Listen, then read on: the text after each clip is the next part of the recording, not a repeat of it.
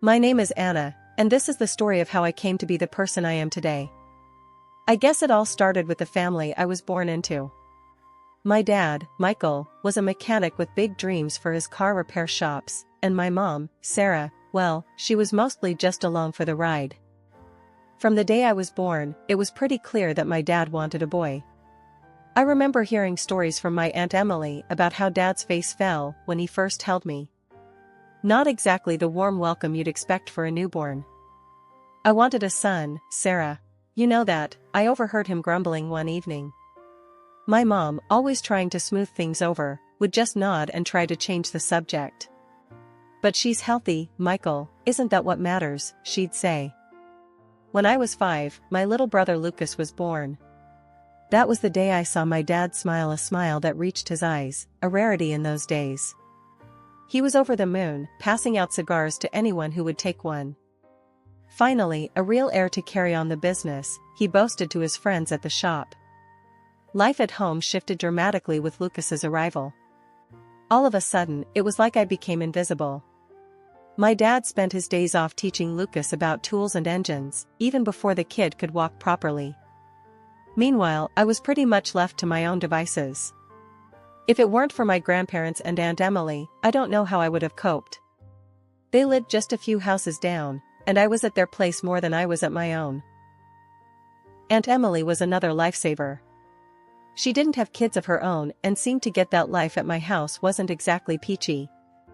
We'd spend afternoons at the park, and she'd listen to me ramble about school or whatever book I was reading. You know, kiddo, you're smarter than you think, she'd tell me as we walked home from the park. Don't let anyone, not even your dad, make you feel like you're second best. I clung to those words, especially on days when the difference in how my parents treated Lucas and me was blindingly obvious. Like that one time when my dad came home with a brand new bike for Lucas. I remember standing there, hoping maybe there was one for me too. Why would you need a bike, Anna? It's not like you go out much, Dad said with a shrug when he saw me eyeing the bike. I ran out of the house, tears stinging my eyes, straight to my grandma's. She was in her garden, as usual, and without a word, she opened her arms wide, and I buried my face in her apron. Let them talk, Anna. You're going to outshine them all one day, you'll see, she whispered as she stroked my hair. One chilly morning in October, right after my 10th birthday, my grandparents decided to surprise me with something special, a cell phone. It wasn't anything fancy, just one of those basic models that could make calls and send texts, but to me, it might as well have been a diamond. We were in their cozy kitchen, the smell of freshly baked cinnamon rolls still lingering in the air. Grandma handed me a small, wrapped box with a mischievous twinkle in her eye. Go on then, Anna, open it up. It's high time you had one of these. As I tore off the wrapping paper and saw what it was, my eyes must have been as big as saucers. Really? For me? I squeaked, hardly believing it. Of course, for you. Grandpa chuckled, his voice booming warmly.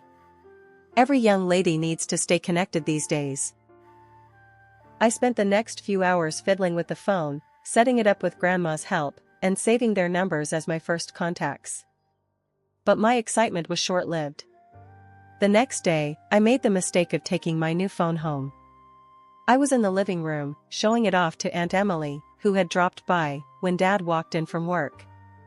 What's that you've got there? His tone was more curious than kind, his eyebrows knitting together as he peered at the phone in my hands. It's my new phone. Grandma and Grandpa gave it to me, I said, a bit too eagerly. Dad's face hardened in an instant, and he reached out, snatching the phone from my grasp. This is too much for a kid your age. Lucas needs this more than you do. But, I started to protest, but Aunt Emily put a hand on my shoulder, giving it a gentle squeeze, a silent signal not to argue. Lucas, who had been playing with his toy cars on the floor, looked up, clueless but interested in the sudden tension. Dad wasted no time, he shoved the phone into Lucas's hands. Here, son, you can have this. Learn to take good care of it. I felt a surge of anger and injustice boiling inside me, but before I could say another word, Aunt Emily steered me out of the room. Let's go for a walk, Anna. Cool down a bit, huh? Outside, Aunt Emily let out a long sigh. Your dad can be a real jerk sometimes, you know? But we've got your back. I don't get it, Emily. Why does he always do this? Why am I always the one who has to give up everything? My voice cracked, the hurt too raw to hide. Aunt Emily stopped walking and turned to face me, her expression serious. Listen, kid, life's not fair, especially not in your house. But remember, you're not alone. Let me talk to your grandparents. We'll sort this out. True to her word, Aunt Emily and my grandparents confronted Dad the following day. They didn't let up, arguing in hushed, tense tones in the dining room while I pretended not to listen from the stairs. Grandpa's voice was firm, a rare sternness to it. Michael, you had no right to take that phone from Anna. It was our gift to her, not yours to reassign to Lucas. Dad scoffed, dismissive as ever. Oh, come off it, Dad. It's just a phone. And Lucas is the one who needs it more. It's not about the phone, Mike. It's about respecting Anna and our choice to give her something. Grandma chimed in, her voice sharp with frustration. In the end, Dad grudgingly handed the phone back to me, his eyes avoiding mine. Here, take it. Just don't expect any more favors. Life has a way of throwing you curveballs, and mine came crashing down the autumn I turned 11. It was a day like any other. I was walking home from school, crunching the fallen leaves under my sneakers, when I noticed something off. The front door was open, and there were more cars parked outside our house than usual. As I walked in, the atmosphere hit me like a brick. My Aunt Emily was there, tears streaming down her face, while my parents stood off to the side, looking more annoyed than concerned. What's going on? I asked, dropping my school bag by the door. Anna, it's your grandparents, there's been an accident, Aunt Emily managed to say through sobs. A train accident, terrible thing, my dad added flatly, as if he was talking about a delayed delivery at his shop. The news shattered me. My grandparents weren't just family, they were my lifeline, the ones who made sure I felt loved when my own parents couldn't bother. Losing them felt like losing my entire world. The funeral was the hardest day. I remember standing there, the cold wind biting at my cheeks, listening to the murmurs of how tragic it was, how good they were, how unfair life could be. After the funeral, things moved quickly. My dad wasted no time. Emily, you need to clear out from their house. We're selling it. Need to cash in on the estate and settle things quickly, he said as we sat in the living room, still surrounded by condolence flowers. Aunt Emily, still raw from grief, looked at him like he was a stranger. Michael, can you hear yourself? Mom and Dad haven't even been gone a week, and you're already talking about money? Life goes on, Emily. We can't sit around and mope. There's a lot at stake. My mom chimed in, her voice cold and detached.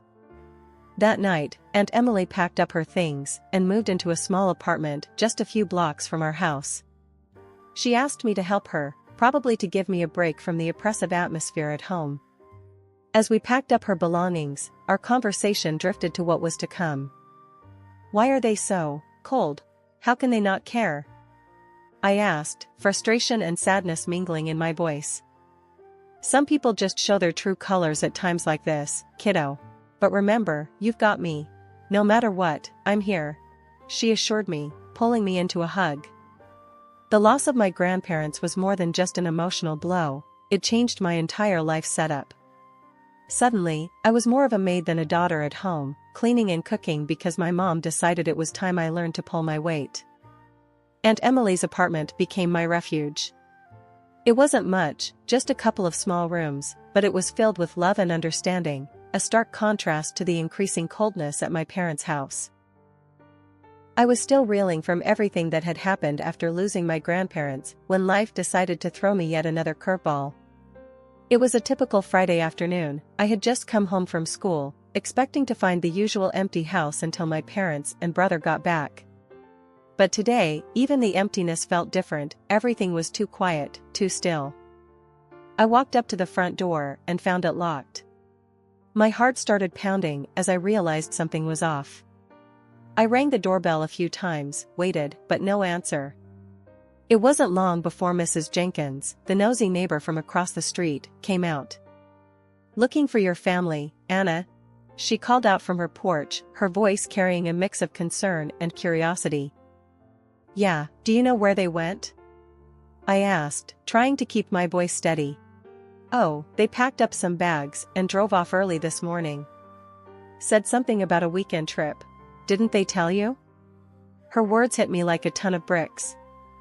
"No, they didn't," I managed to say, feeling the sting of tears in my eyes. "How could they just leave me behind like that?" Mrs. Jenkins shook her head, muttering something about some parents before disappearing back into her house. I sat down on the front steps, not sure what to do or feel. The sky started to darken, and as the street lamps flickered on, the reality of my situation sunk in. I was truly alone. Hours must have passed before I finally stood up and made my way to Aunt Emily's apartment. The walk felt longer than usual, each step heavier with the weight of abandonment. When I finally got there and knocked, Aunt Emily opened the door almost immediately, worry etched all over her face. "What's wrong, Anna? What are you doing here so late?" she asked, pulling me inside. "Mom and Dad, they went away for the weekend. They locked the house and didn't tell me. I didn't know where else to go," I confessed, my voice breaking as the tears I'd held back started to flow. Aunt Emily's face hardened as she heard this, her usually warm eyes now sparking with anger. "They did what? That's it. I'm calling your father." She dialed the number, and after a few tense moments, Dad answered. I could only hear one side of the conversation, but Aunt Emily's tone was enough to tell me it wasn't going well. "Yes, Michael, your daughter, my niece, is here with me because you left her behind," she snapped into the phone. "No, this isn't just a little mistake. You can't just lock your child out and take off for the weekend." There was a pause as she listened to whatever excuse he was making up on the other end. "Well, if that's how you feel, then maybe Anna should just stay with me from now on." "Yeah, maybe that's for the best." She hung up before he could respond, her chest heaving with every angry breath. Then, turning to me, her expression softened. "You're staying here tonight, Anna. And as long as you need to. We'll figure this out together." Over the next few days, Aunt Emily made arrangements for me to stay with her permanently. My parents didn't object, perhaps out of indifference. Either way, it didn't matter to me anymore. Life with Aunt Emily was a breath of fresh air after everything that had happened. Even though her apartment was small and our budget tighter than ever, it felt like a mansion compared to the emotional prison of my parents' house. One Saturday morning, we sat at the tiny kitchen table, planning our budget with more precision than a military operation. Aunt Emily had always been resourceful, and now she passed on those skills to me. We clipped coupons, planned our meals around grocery sales, and even started a small herb garden on the windowsill to save money on spices. "So, we've got $20 left for the month. Think we can splurge on a little ice cream?" Aunt Emily asked, her eyes twinkling with mischief. I laughed, shaking my head. "Only if it's on sale. Remember, we're the queens of bargains now." That light-hearted moment underscored our new reality. We were in this together, come what may. School became another arena where I had to adjust. At first, I was the girl whose family drama was whispered about in the corridors. But I held my head high, focusing on my studies and finding solace in books and learning. Mrs. Carter, my English teacher, noticed my diligence. One day after class, she called me over. "Anna, I've seen you pushing yourself hard this year. Ever thought of joining the debate team?" I hesitated, unsure. "I don't know, Mrs. Carter. I'm not sure I'd be any good at arguing." She smiled, her gaze kind but firm. "It's not just about arguing, Anna. It's about learning to stand up and speak out. Think about it." I did think about it, and with a nudge from Aunt Emily, I joined. Debate turned out to be more than just a club, it was a place where I could hone my voice, a skill I'd need more than I realized. Aunt Emily was my biggest cheerleader. "You're going to knock them dead at the competition," she'd say every time I left for a debate meet, her pride evident even though she tried to play it cool. Life wasn't just about surviving anymore, it was about thriving, about building something new from the ashes of my old life. Aunt Emily and I became a team, both of us working part-time jobs to keep afloat. She found work at a local library while I took a weekend job at a coffee shop. One evening, as we counted our month's earnings and updated our budget ledger, Aunt Emily put down her pen and looked at me seriously. "Anna, I think it's time you think about college. You've got the brains for it. We can make it work, somehow." From that day on, our plans included college. We researched scholarships late into the night, crafted essays, and filled out applications with painstaking care. Each acceptance letter was a victory, every scholarship a triumph, not just for me, but for us both. College was a whirlwind. I hit the books hard, fueled by every memory of being underestimated back home. Living on campus was different from anything I'd experienced, but I adapted quickly, driven by a mix of excitement and the pressure to prove myself. My roommate, Jess, became one of my closest friends. She was studying business, and we'd often sit up late into the night, swapping study tips and planning our futures. "You ever think about what you'll do after this, Anna?" Jess asked one evening, her book sprawled across our tiny dorm room floor. "I'm going all the way," I replied without hesitation. "Law school. I want to make a difference, you know? Really change things." I thrived on it, pushing myself to be better every day. The long hours and endless reading were exhausting, but every time I wanted to quit, I'd think of Aunt Emily and her belief in me, and that would be enough to keep me going. During my final year, one of my professors, Professor Carter, called me into his office. He was a stern man, known for his tough grading, but he respected hard work. "Anna, your thesis on family law was exceptional. Have you thought about where you might want to work after graduation?"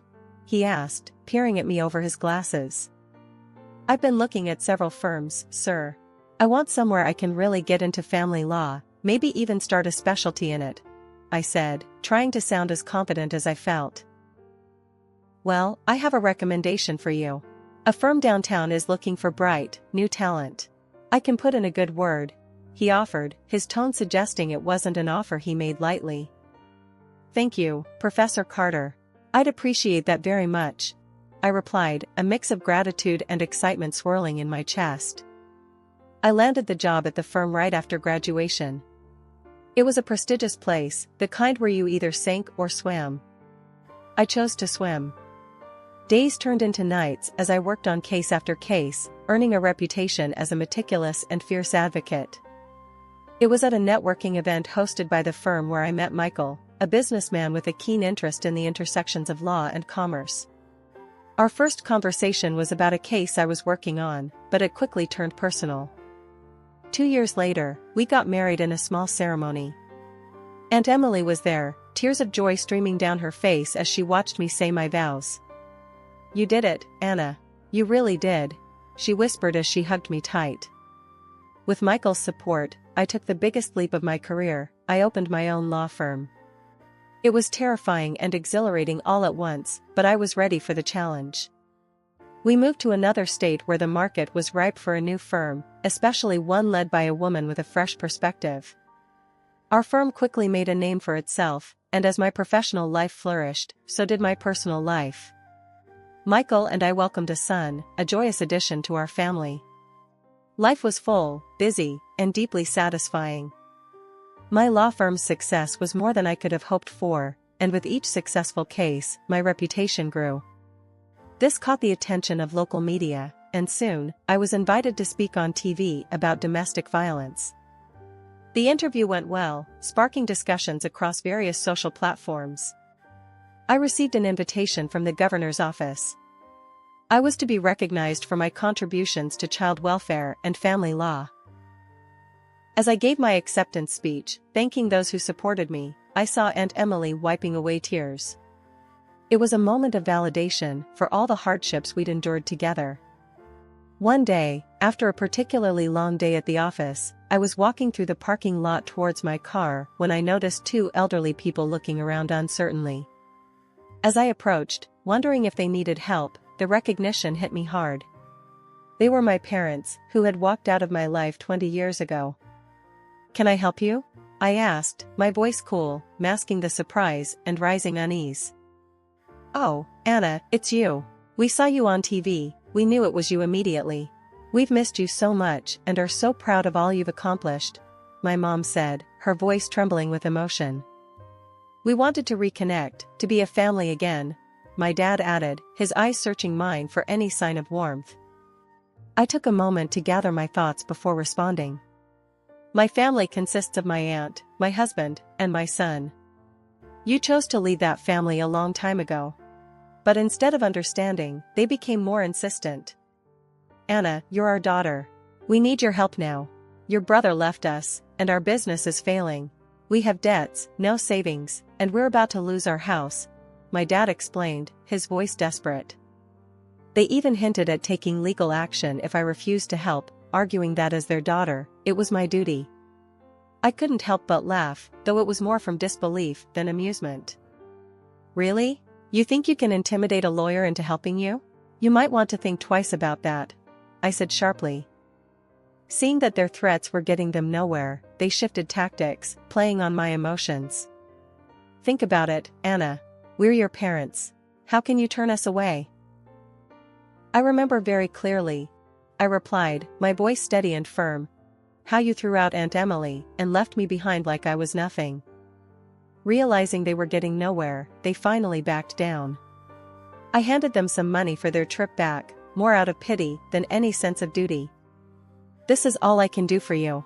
Please, don't contact me again." When I got home, I hugged Michael and our son a little tighter. Aunt Emily greeted me with her usual warm smile, and in that moment, I knew I had everything I needed. After meeting my parents, one question lingered in my mind: what had become of Lucas? I utilized my contacts in the police and political circles to track him down. It took weeks of inquiries and waiting, but finally, I got a lead. Lucas had turned his back on our father's dreams of him becoming a mechanic and instead, had embraced his passion for art, living in a distant artist's commune. I hesitated for a moment before calling him. "Hello?" His voice was cautious, tinged with a curiosity that echoed my own. "Lucas, it's Anna. Your sister," I said, my voice steadier than I felt. There was a pause, heavy with years of unsaid words. "Anna, wow, this is unexpected. I know it's been a long time. I found out where you were. I hope it's okay that I called." Yeah, of course," he replied, the initial shock giving way to a more relaxed tone. "How did you find me?" I asked around. I needed to know you were okay," I admitted. The conversation began awkwardly, with each of us tentatively probing the years we'd missed in each other's lives. We agreed to meet at a small cafe halfway between our homes, a neutral ground to rediscover the sibling relationship we'd lost. Sitting across from Lucas a few days later, the initial awkwardness was palpable. "So, you're an artist now?" I ventured, eager to bridge the gap. Lucas smiled, a genuine, proud smile. "Yeah, I am.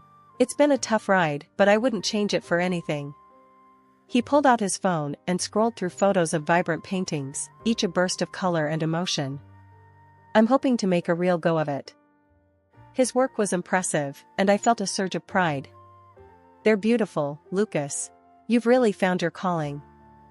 He shrugged modestly. "I'm trying. Dad, he never understood. He wanted me in the shop, but that life was never for me."